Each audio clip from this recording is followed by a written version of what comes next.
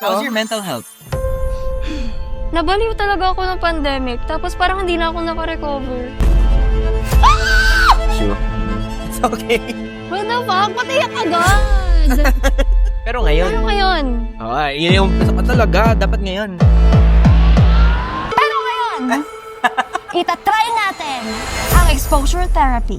Charot. Salamat, Dok. Tama na yung therapy natin!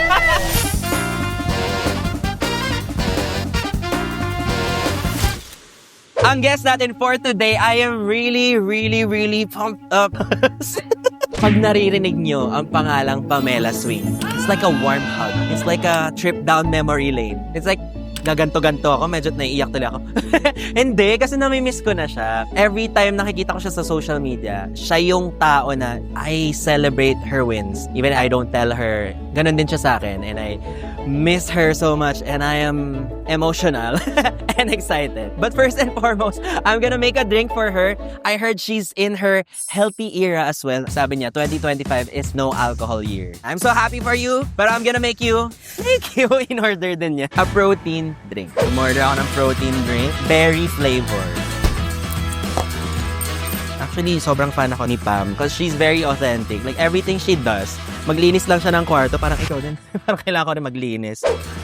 Garnish, lemon. Ginugunting ba to? Ayun, ang cute oh. Eto ano siya. Ay! Ang bilis naman oh! Food po.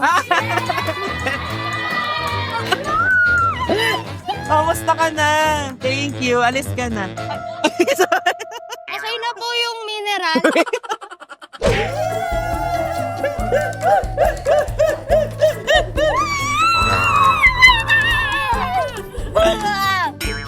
O yung ano?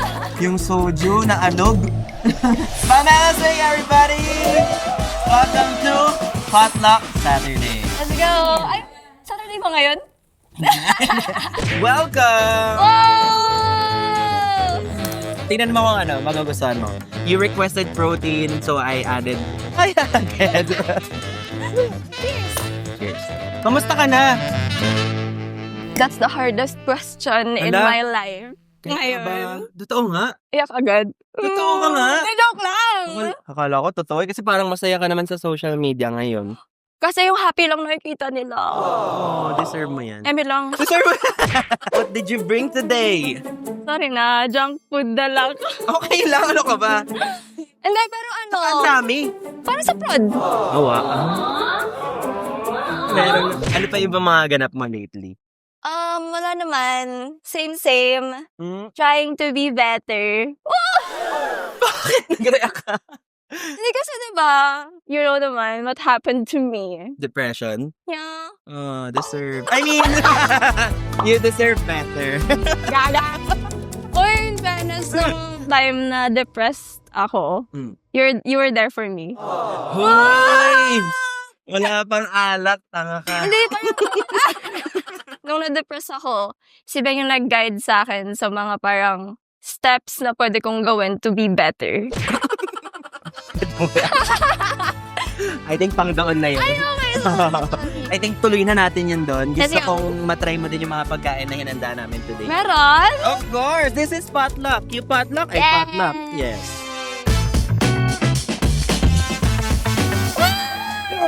We're back! We're back! Grabe pala yung emotion. Nafe-feel mo? Nakakaano, parang, ano ba yung word? Nostalgia. Nostalgic. Tapos parang Mm-mm. nakaka-teary eye. 'Di ba? Kahit wala pa nangyayari, kahit nakaupo lang tayo, the fact na magkatabi tayo. Beer! Oh. Alala mo yung first collab natin? Hindi. First collab natin. Oh, ikaw nag-aya sa Wait, akin collab? makipag-collab. Wait, yun. Oh, Collab yan. Christmas? Christmas. You know, you just have to hang in there. Tapos, ang natutunan ko nun, sabi mo, okay lang gumastos sa mga YouTube videos, basta wag lalagpas ng 10K.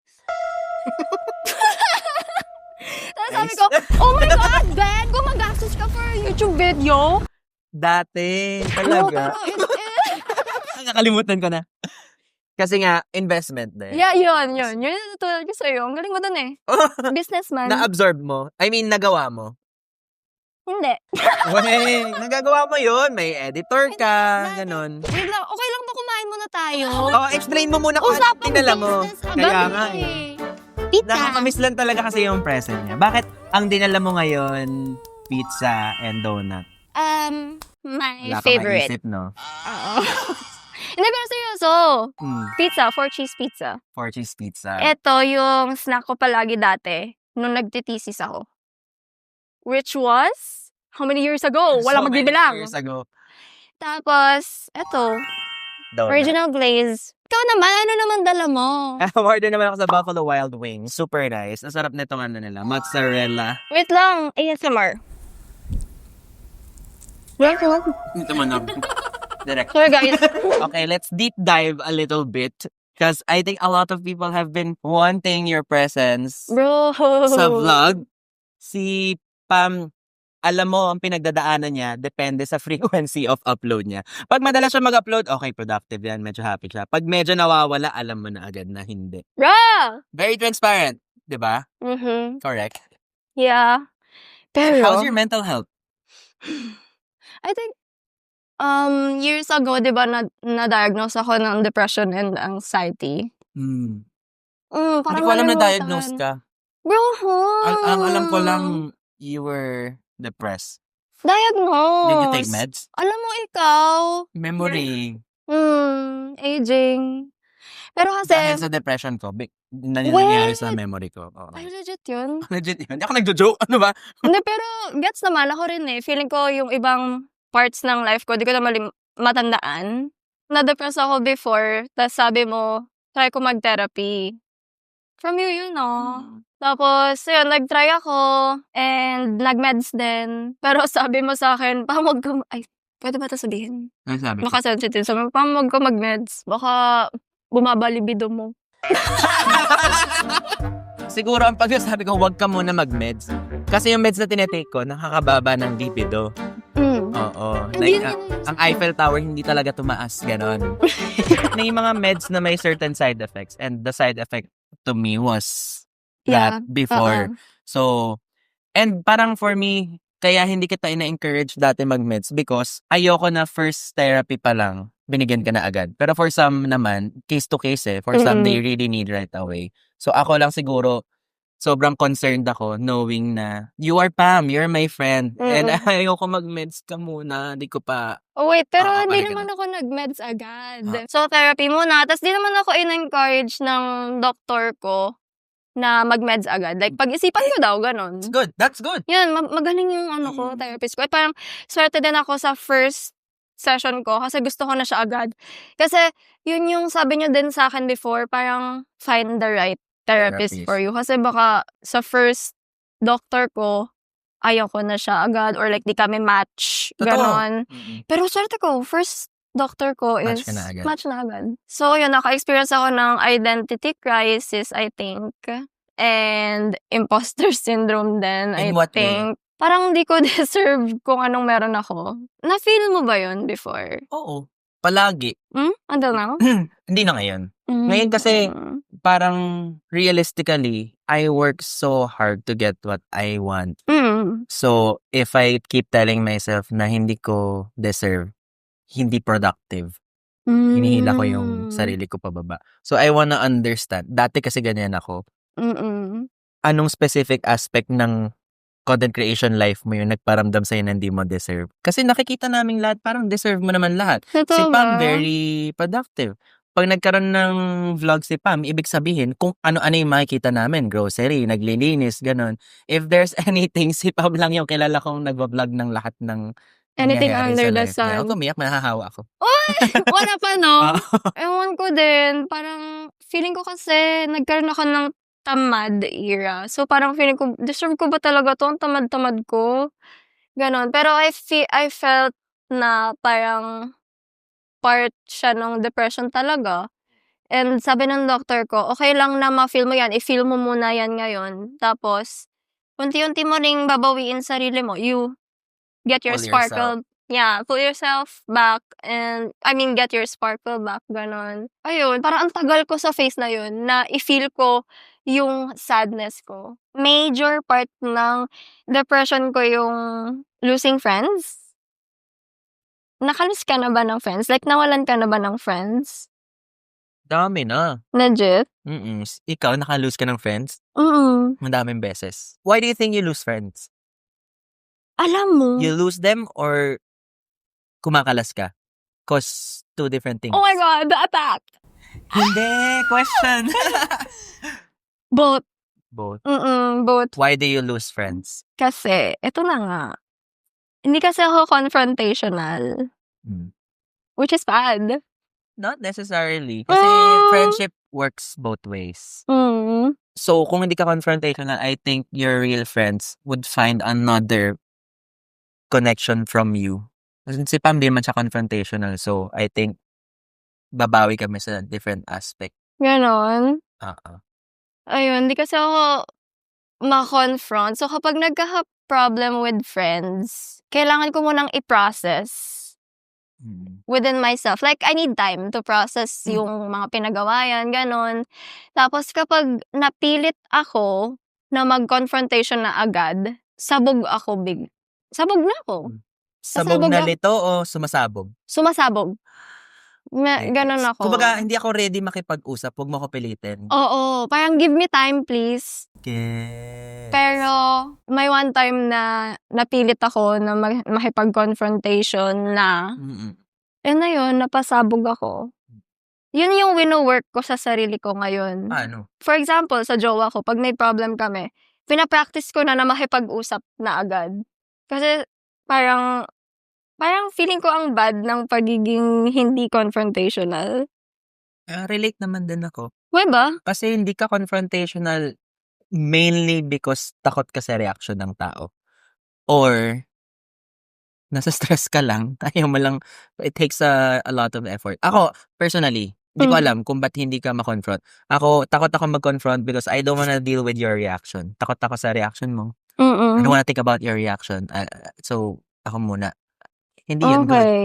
Ikaw, bakit di ka maka-confront? Ito, Di ko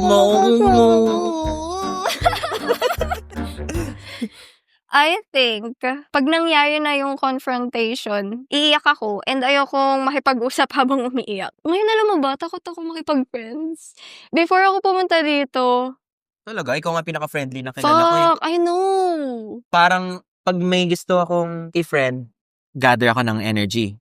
Okay, makikimingle na ako. Pag kamingle ko, ay, nauna ni Spam. Ibig sabihin, gets, no? Before.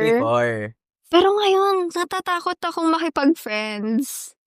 Kasi I'm afraid to lose them. Alam mo, sorry. Meron din kasi akong abandonment issue.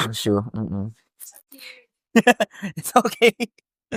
What the fuck? Ba't iyak agad? May abandonment issue din ako. Oh? Oo, pero kasi, iba na yung phase in my life. Ngayon, even if I feel like I'm gonna get abandoned, I'm okay because I already have another priority in my life, which is my son. But if I were to put myself into your position, hindi ko alam paano maalis yung abandonment issue. Pero, I know for a fact na gusto ko may support system ako. So, ayaw mo na magka-support system na iba bukod sa boyfriend mo. Na may another question ako. Kasi yung iba, nakikita ko sa mga comment section mo, na na-miss ko na yung dating Pam, yung mag-isa siya. Kasi ngayon, lagi siyang with jowa. Ganon. What do you feel about it? Alam mo, feel ko hindi yung Pam na single yung nami-miss nila yung Pam na makulit yata. Ikaw ba? May dating Ben ba na comment sa'yo? They miss the dating Ben? Nagkaroon ng ganong moment nung depressed ako. I miss the Ben na carefree. Now, all he talked about was mental health. It's all about darkness, challenges. Kaya nagkaroon ng time na takot na akong mag-raise ng awareness sa mental health kasi parang ang nega ko na. Diba? Parang every time I talk about it, parang nakakahawa na ako. Parang nakakaumay ka na panoorin. Kasi ang lungkot-lungkot ng vlog, ganon. I feel like yan ako ngayon. Nafe-feel mo ngayon. Talaga. Yung community ko naman, super loving nila mag-comment. Pero minsan talaga, may isa, dalawa na mag-comment na parang, ano ba yan? Boring na ng content mo. Dati, ano ka, parang, ganon. Gets ko naman, namimiss ko rin yung dating ako na hyperactive na extrovert. Pero I feel like, nung extrovert, di ba? Tapos na-lock nung pandemic. Doon ako nabaliw. May isang buwan, wala akong ginawa, kundi nasa kama lang ako, naglalaro ng Animal Crossing. Games lang. Oo. Nabaliw talaga ako ng pandemic, tapos parang hindi na ako naka-recover. Pero ngayon. Pero ngayon. Yun yung umpisa ka talaga. Dapat ngayon. Itatry natin ang exposure therapy. Charot. Ano yun? Itong ginagawa ko ngayon, this is exposure therapy. Tell me more. Wala akong alam dyan. Before ako pumunta dito, nanginig muna ako. Is it social anxiety? Ewan ko, hindi ako Because you na-diagnose thought doon. may prod? Kapag madaming tao, kinakabahan ako. Kasi nasabi ko na kung ilan yung tao. Oo, may number eh. Kaya nagdala ako ng maraming pizza at donut. Kaya pala nang suhol siya agad. Donut. Kasi Benny, ewan ko din. Pag na-invite din ako sa event, kailangan ko muna mag-breakdown bago ako pumunta sa mismong event. Pero pag nandun na sa mismong event, what the heck? Parang, ba't ako kinabahan kanina? Okay naman ngayon, masaya naman ngayon ah. Ganun din naman pag nag-presentation ka. Pag nagsispeak ka in public, laging merong anxiety. Hindi naman siya mawawala. I think you're doing such a good job. Like, nobody ever thought na you're nervous today. Huh? Did anyone? Yes? Hindi talaga namin naramdaman. Okay. Pero kanina nanginginig pa talaga ako. Totoo. Ganun. Medyo takot din ako sa mga public speaking. Ang dami nag-i-email sa akin ng mga university. Pam, please, kailangan namin mag-talk or we want you here sa school namin. Talk about social media career, ganyan. Pero, natatakot ako kasi feeling ko ang informal ko magsalita and baka wala silang matutunan sa akin. Kasi puro kalokohan yung content ko before, nung mas bata tayo. Or baka naman napangunahan mo kasi I think kaya ka inimbita dahil gusto nila yung personality mo. At kung nakita na nila kung paano ka sa YouTube. So, baka... But the thing is, pag nagsasalita ka, walang edit sa in your life. yun lang. Pero kasi, kahit naman walang edit, yung personality mo, lovable naman. Well, love mo ba ako? Minsan. Hindi, pero do you get what I'm saying? Baka naman napapangunahan natin yung sarili. I'm sharing what I learned from therapy. But I don't want this to look like, nagta-therapy session kami. I'm telling na the mind is so powerful if you convince yourself na parang di ko deserve to, parang di ako worth it mag-talk in front of people. Then you believe that before it actually even happened. Yun nga eh. Parang sa food ko, as a picky eater. Parang, ayoko ng sushi, so hindi ko nakakainin. Hindi ko pa tinry, ayoko na agad. Pero ngayon, willing na ako to try. ang galing. Dati. Parang sarcastic, no? Hindi. Hindi. Yun yung tinatrabaho ko sa sarili ko. Step Kaya by nga step. ito, exposure therapy itong ginagawa natin ngayon for me.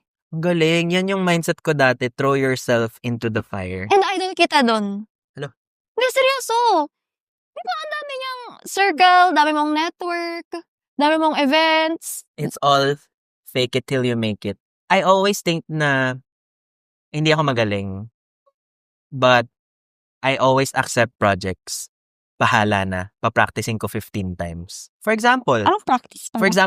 I was invited to talk sa school. Hites ko public speaking.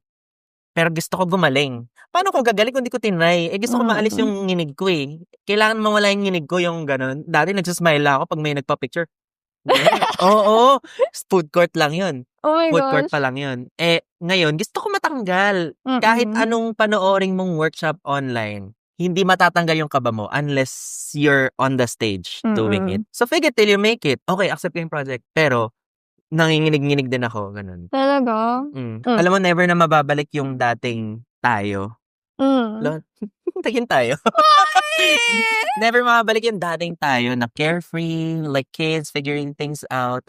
Hindi na yun mangyayari. The only way to survive this world is to adapt and grow and at the same time still be you. Pero, alam mo, feeling ko, ikaw pa rin yung Ben na kilala ko Alam mo, before. Ay, hindi kasi parang for me, never ka nag-change. Nagkaroon ka lang ng bagong responsibility as a father. Yan yung tingin ng tao sa'yo. Ha? Because you're telling me na parang ikaw pa rin yan ever since. Ganyan din yung tingin ko sa'yo. Kahit may pinagdadaan ka, ikaw pa rin yan. Aww. Maybe you're just being so harsh on yourself. I think din. Kayo rin ba? Comment down below. Naisingit mo. Oo, pero yun na nga. I mean, nasa journey pa rin naman ako to the center of the earth. Journey na... Mahal mo pa rin ginagawa mo. I think, oo. But, I'm in the process of ma-learn ko na mag-delegate ng responsibility sa ibang tao. Kasi one-man team ako ever since eh. Did you know that? If you didn't, now you know. Kasi trademark mo yung editing mo eh. So, alam nila kung paano ka mag-edit talaga. At saka, ang hirap nga naman mag-delegate. Ikaw rin ba? Hirap ka mag-delegate? Dati. Dati. Mm-mm. Tapos nung na-realize mo na ang gaan ng buhay mo nung nag-delegate Na-realize ko ka. na mas mahal ang oras. Tama ka dyan. And pinapractice ko rin ngayon. Mag-delegate ako ng responsibility sa iba. Kunyari, pag may project ako, may hinahire na ako to make the storyboard, edit the video, That's and good. makipag-usap sa client. That's good. Ganon. May tanong ako sa'yo. What? Kumain tayo. Ah, Nagugutom kasi ako eh. Pizza. Let's tirahin natin pizza. Oo nga, nalilimutan nga mag-eat. Habang umuya ka. Question? What do you love about yourself? Deep na naman, ikukutungan na kita eh. About them. Gusto ko sa sarili ko na I keep trying. I don't stop. I'm athletic. Rich in love. Rich and love. And money. Tamo yung... Overanalyzer ako. I'm creative. You're creative. Oh, shit! You're creative. I'm You are creative. Woo! Congrats to me! See? Na-excite ka na. Na-excite ka na. What the fuck? Go! Kaya mo pa yan. Fuck! Benamira! Nakita mo yung exact feeling mo nung sinigaw mo yung creative. I'm creative. Oh, shit! You're creative. Congrats to me! Yun yung i-feel mo everyday. That's how you start your day everyday. You find kung ano yung magpapa-ignite nung spark na yun. Because everybody goes through a phase na pupunta sila dun sa black hole. And it's so hard to get out of it. There's a downward spiral, there's upward spiral. Downward spiral, I'm not good enough. And since I think I'm not good enough, I will not be able to do something. And since I'm not able to do something, it leads me to another thought. But when you said, I am creative, I am athletic, you felt good, Yeah. you fostered good habit, pataas ng pataas. So it's really how you kickstart Oo. the day. Mm. So, salamat, Doc. Tama na yung therapy natin! Yung wings. Fairness Buffalo Wild Wings. Madalas ka mag-workout ngayon? I try to. Pag hindi na, babaliw ako.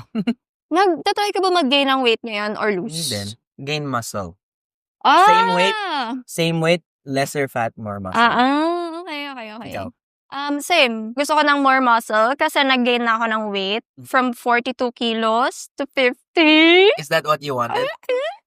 Mm. Wow, congrats. Ang dami nagsasabi din sa akin before na super payat ko. Tapos, ayan, malaman na ako ngayon. Di lang kalata na ganito kasi ako, pero medyo malaman na ako Pero ngayon. that's one way of me trying to be sane. Mm-mm. I am doing workouts para sa family ko. Para makita nila really? yung best ko. Para sa akin, para that's sa so iba rin. deep. Because yung nakukuha kong endorphins sa workout. It makes me happier. It makes me functional. Ganon. Siyempre ako, yung nasa isip ko lang is, pag nag-exercise ako ngayon, my future self will thank me. Pero tingin mo, ready na ako magkaanak. Mm. Tama. As a friend, no. Yeah. Aso-aso muna. I think, be happy first. Yeah. Anyone can be ready. Pag nandiyan na yung anak, you'll be forced to be ready. You cannot ever prepare to be a parent. Tama. Pero, I would want you to love yourself more and First. more every day. Oh my God, so feeling ko ang daming expectation sa'yo hanggang ngayon, no? Oo. Alam mo ba? I miss you, Carrot. Totoo yung expectations kasi dati, super dalas ko mag-upload to the point na nag-ask na sila ng daily upload. Sa YouTube to Tapos sabi ko, oh my God, paano ko gagawin yun? Tapos 1-man team lang to. Takot pa mag-hire. And I feel like naano ako dun, na-stuck ako dun. Hindi na ako naka-upload ng madalas. Kaya ngayon, nag-hire na ako ng someone. Pero mahal mo pa rin yung ginagawa mo kahit naka-hire ka. Like, you love being a content creator. Gusto ko siyang i-enjoy ulit. Kasi, puro branded content na ginagawa ko ngayon, di ba? So, it feels like work. Kaya parang, what if mag-collab ulit tayo ng puro kalokohan lang, ganun. Kaya gusto ko mag-hire ng someone. Sa akin, naghanap ako ng happiness in something. Mukben. Cravens, yung mga ganun. And I think yung mga haul mo, di ba? Okay. Gastos yun. Ayoko na nga ng consumerism eh. Oo, nag-donate ako ng mga gamit ko. Party yata yun ng imposter syndrome ko. Sabi ko, deserve ko ba talaga lahat ng pinagbibili ko? Hindi. Yung ibang tao, walang mga nahihirapan bumili ng damit. So, nag-donate ako ng mga damit ko, shoes, bags, na pinag-haul ko sa channel ko. Ayun, dinonate ko na. Tapos, sa December, gusto ko matry mag-charity. Kasi yung ginagawa ko dati is like, donate through bank or padala ng items. Pero, recently, yung dentist ko, sabi niya, Pam, sama ka sa akin sa cancer ward. Tapos, na-feel ko na parang nakaka-move. Oh my God, baka purpose ko to. Na feeling. Wow. Feeling ko, yun yung kinda next step na sa akin. Kasi feeling ko, ang dami kong na-achieve nung mas bata ako. And hinahanap ko na yung purpose ko. Tapos na-lost ako ng sobrang tagal. And ngayon, parang, ito na, baka ito na yun. So, I wanna try that. Or volunteer. Sama mo ko. And, nagganon ka sa Hawaii. Yes. Oh my gosh, 3 nung soul months. searching ka. Yes. Ay, baka part yun ng no? It's not, hindi naman sa sinasabi natin na pag lost ka, mag-charity. Hindi ganon. Hindi It's, naman. I'm saying na it's part of seeing your impact to the world, knowing your worth. What else can you Ano offer? pa yung purpose mo? Oo, parang ganon. Ganon. Kung yung videos ko na-help kayo sa thesis nyo, sa school, sa depression nyo, or loneliness, baka yung next step ko na is to help other people in need. Yeah, thank you. Na-miss kita. I miss you too. And we cannot preserve all the memories, but we can always make new ones. Yeah, true! Yeah, right? But we can preserve this moment through this one. Yun! May budget? Ay, may gift pala kami sa'yo. Wow! No way! Na-surprise ka? So, hindi mo pinanood yung ibang episode. Grabe, this is what it feels like to be home. Yay! Thank you so much. Thank you, Dan. And that's it. We'll see you guys again on another episode of Bad luck is our nation.